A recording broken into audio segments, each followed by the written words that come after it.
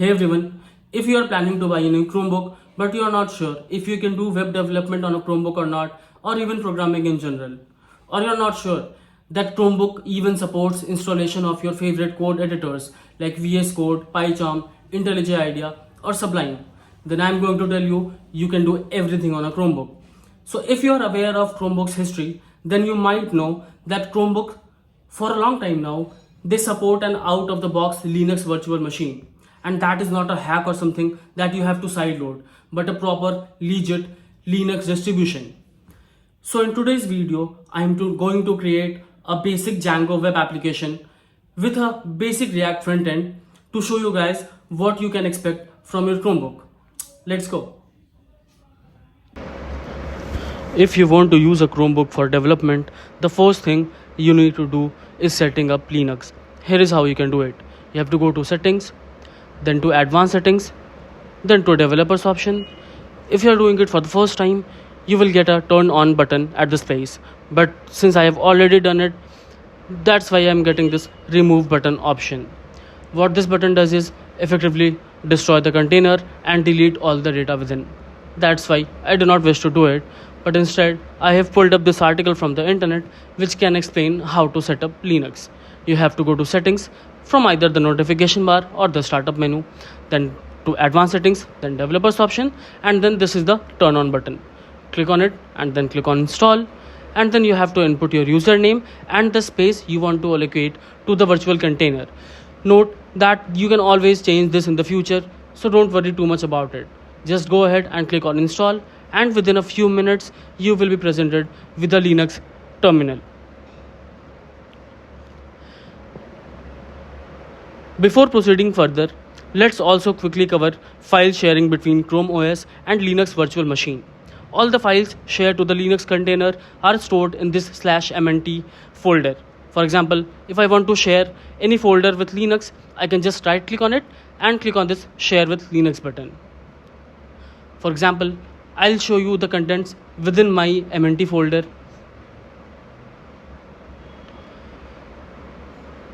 So here I just have downloads folders shared, and then I'll click right on this Chevy and share it with Linux, and see here Chevy has appeared. So that's how easy it is. So it is particularly helpful while sharing or downloaded folders or files. So going ahead, now let's put our Chromebook to test by building a simple Django application. I'll first start by creating a new conda environment, so that all of our dependencies stay in the specific environment only. So I have created this environment by the name of YTENV, and I'll activate this environment. And now I'll install a few dependencies which I know we will be needing for this project. So this will take a few seconds.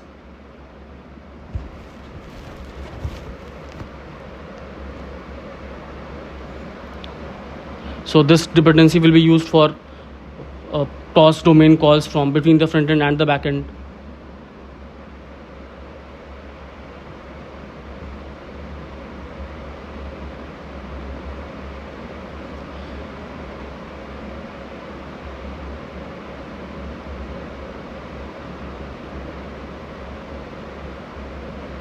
Now this took a bit of time, but now I'll start the project by the name of YT Chrome demo. We'll go into this folder, and then we'll start the app.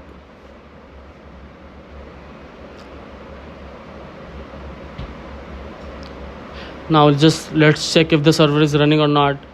Although we have not done anything special until here, so everything should work fine. So here the Django project has started, and we have also started the server. Now now what I'll do is I'll open up PyCharm. So these are the apps that I have installed using the Linux terminal, and that's why they are grouped together under this Linux apps grouping. You don't have to do anything special about it.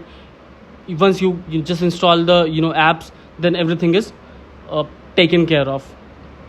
So let's open up the project.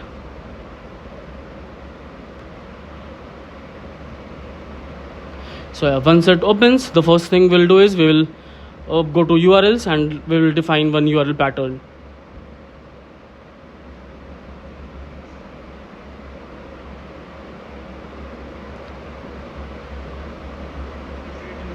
So I'll just create a new file for URLs.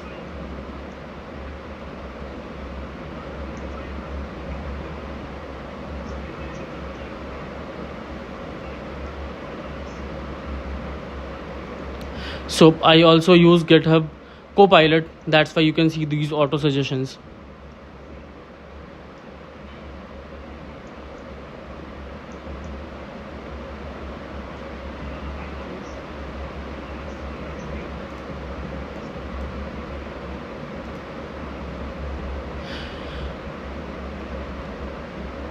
Yeah, now the next step is I'll just write a quick API which is very simplistic. It just returns a simple message to the front end. Yeah. Let's change the message. It is again generated automatically by GitHub Copilot.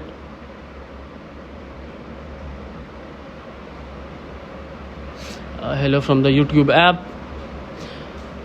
And then the next thing is to point the root URL conf at the yt-app.urls module. So I'll just add an import for django.urls.include.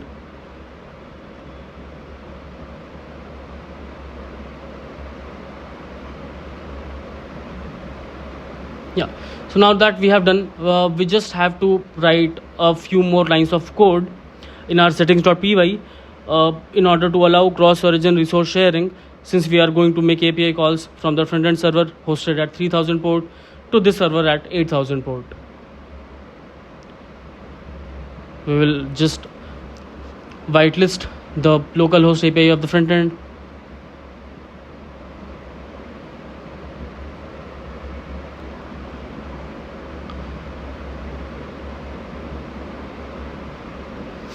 The server is already running, so we will add the index and see we have the message from the API.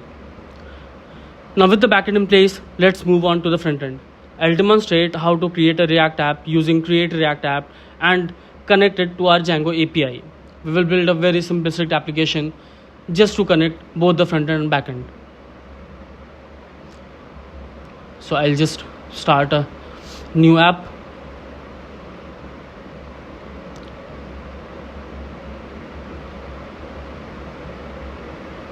So this takes a few time, that's why I have fast forwarded the video.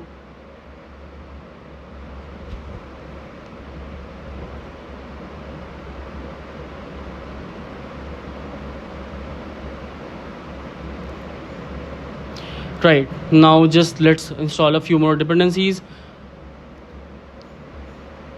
Yeah, we've just installed Axios. Axios is a promise-based HTTP client for Node.js.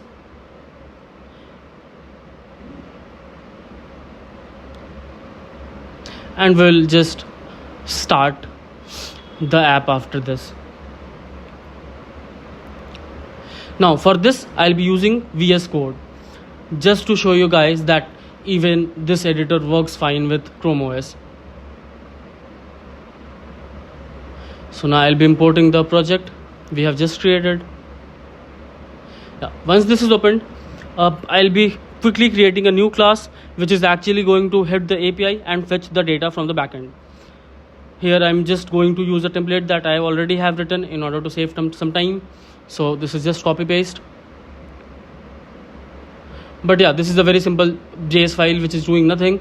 We'll just define a URL and then hit that URL and bring the data from the backend. And see, we have in line number 26 we have defined one header, hello YT demo, and then we are just importing the data from response. And then after this we'll just go to index.js file and import our newly created class, and then just use that class in our div.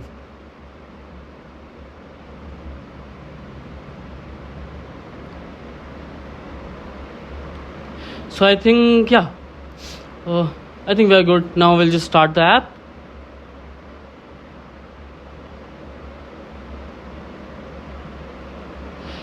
and voila, everything works fine. Here is the header and the message from the backend.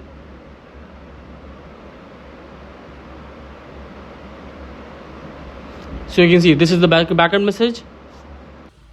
So now that we have seen what a Chromebook can do, I hope you can make a better decision whether you want to buy a Chromebook or not. Just one tip though, you might want to go with a higher specs machine like minimum 8 GB RAM, a good processor and a fast storage. Let me know if you have any doubt in the comments.